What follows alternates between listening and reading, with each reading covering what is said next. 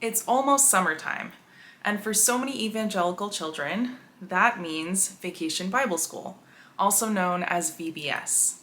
It was that way in the 90s when I was a little kid, and I'm pretty sure it's that way now because when I drive down the street and past churches, there are still so many advertisements for Vacation Bible School.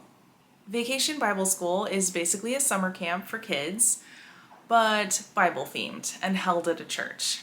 And as I understand it, it is free, which for parents looking for childcare when they have to work during the summer, it's a really good way for churches to attract new families and to indoctrinate those little kiddos. I personally didn't go to very many V.B.S. camps.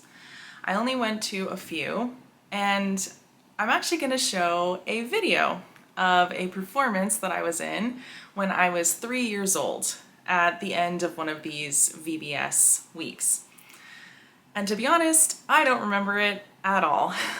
I think it's a cute and funny video of me, but I have no memory of being there whatsoever. When I look at the video, I can't even pinpoint what church that was. And to be fair, my family went to a lot of different churches. I also don't recognize even one person in the entire video. So it must have been a church that we didn't go to very often. Now, usually I wouldn't want to be sharing videos of children at all, but all of the little kids in this video are now in their 30s and 40s, like me, so that's why I feel comfortable sharing it. But if you just happen to be one of those little kids all grown up and for some reason you don't want that video up on the internet, feel free to message me. You can message me on Ex-Fundie Diaries, my Instagram account, and I would be happy to take it down. But in the meantime, I'll be sharing it because I think it's educational. It can kind of show what Vacation Bible School is all about, or at least one of them. Especially in the 90s, you know, when you read Jesus and John Wayne, or the new book by Blake Chastain that's coming out that is talking about the history of white evangelicalism and how it has impacted the United States specifically. V.B.S. is a part of that. So when you watch the video, I'm the little one with the straight across bangs, the purple shirt, and the overalls, and the confused look on my face. What I love about myself in this video is that I feel like I was just, you know, experiencing a whole range of emotions and experiences throughout the video. I was honestly confused. I didn't know where I was or what was going on. At one point, you could actually see me say, and you can't hear it because it's too loud, but you can literally watch my lips say, "What's happening?" I think that's hilarious. I was clearly overstimulated because it was way too bright for my little eyes and way too loud for my ears. I was so young, and obviously that goes into the education part of this, is these little kids are so young. They have no idea what they're being taught to believe. They're just, you know, so impressionable, and they're so little, and they will just, you know, take in what they're surrounded by, and that's really important to remember. So I think that's all I really want to say leading up to this video. I think the video speaks for itself. Please enjoy the 90s fashion. Please enjoy the songs getting stuck in your head. They definitely give some Donut Man vibes, maybe a little bit of the NIV Kids Club, which I would like to make a video about at some point. And yeah, share your comments down below. Okay, we're ready to go ahead and turn off the lights and get the kids in.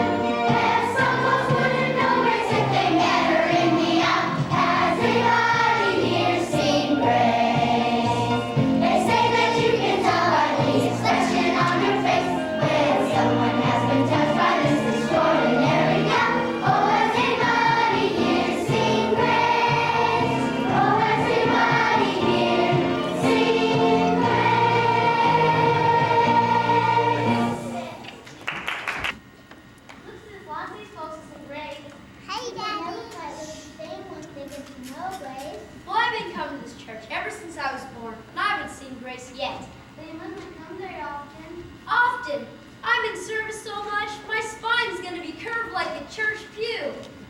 Well, Grace is here every service. I can't believe you haven't recognized Grace. Maybe Greg missed Grace because he's so far back in the congregation he needs binoculars to see the preacher.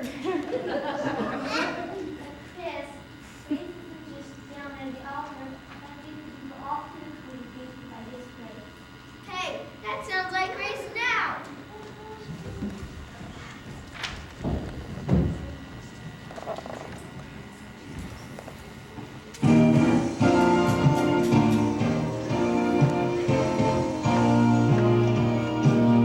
Oh, I was most incredibly happy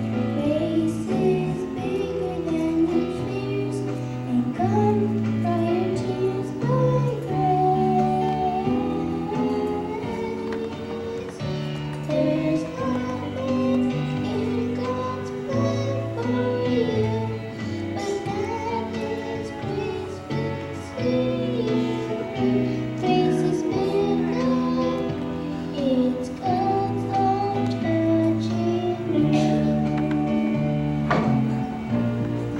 Grace is bigger than your sins. You can be born again by grace. Grace is bigger than your fears, and God will dry your tears by grace.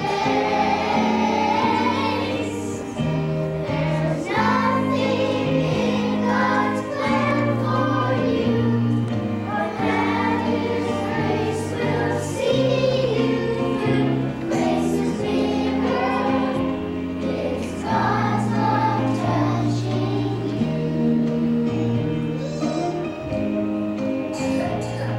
Sarah, I remember hearing your mother say that just after you were born, when they placed you in her arms, she felt this tremendous feeling of love like she's never felt before.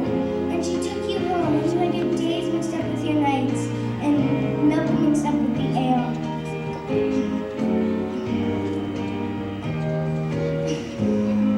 When you woke her up at 3 in the morning, crying at the top of your lungs,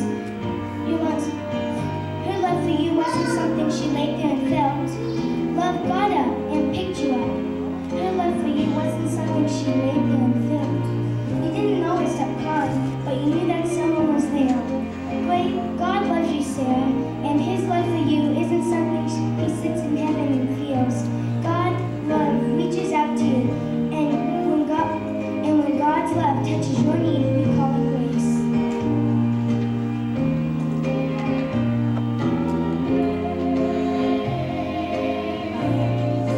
Grace is bigger than your sins. God is born again by grace. There's nothing in God's plan for you, but that His grace will see you through. Grace is bigger, it's God's love touching you. Grace is bigger, it's God's love touching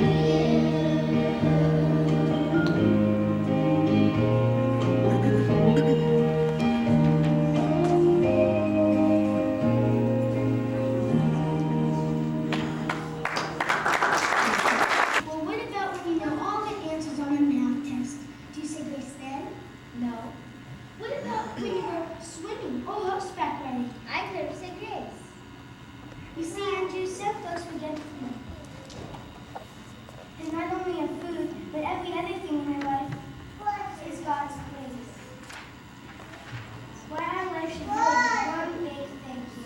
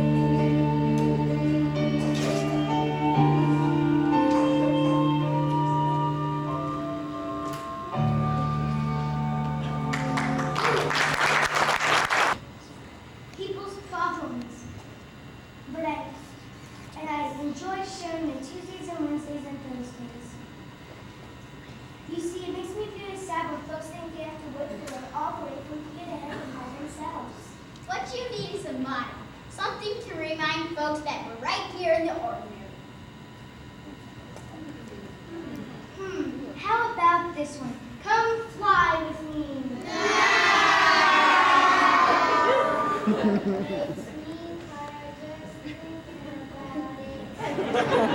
I've got it! Let's tell everybody, don't go to work without grace! Yeah! Grace.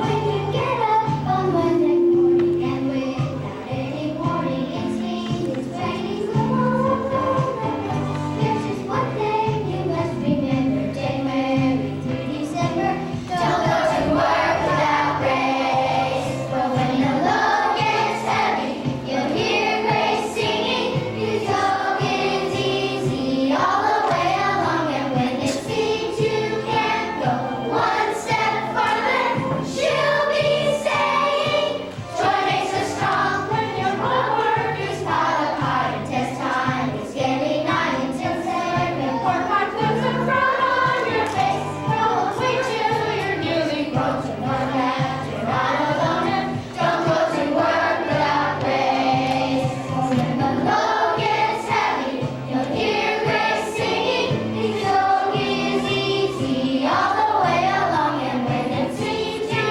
can't go one step farther, she'll be saying, joy makes us strong when you're out working for the Lord, you're spreading his holy word, your eyes on the prize for that great heavenly race. There's just one thing that waits for one is serving the Lord is one, so don't go to work without grace. These are the workers. The Lord is spreading his holy word, your eyes on the prize for that great heavenly race. Don't remember that victory's won and serving the Lord is one, so don't go to work without grace. Don't go to work without grace. That have big problems, I can tell them the grace is bigger. Well, I'll probably need to remind each other to say grace. You see, boys and girls,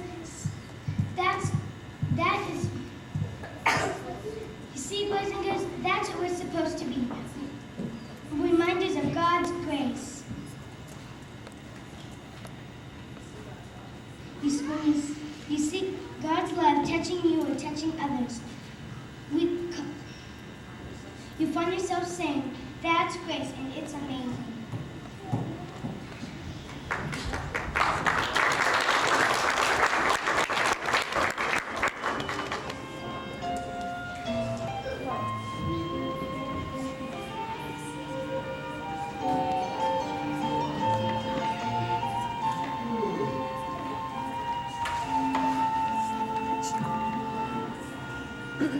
Isn't it amazing grace? Oh, how sweet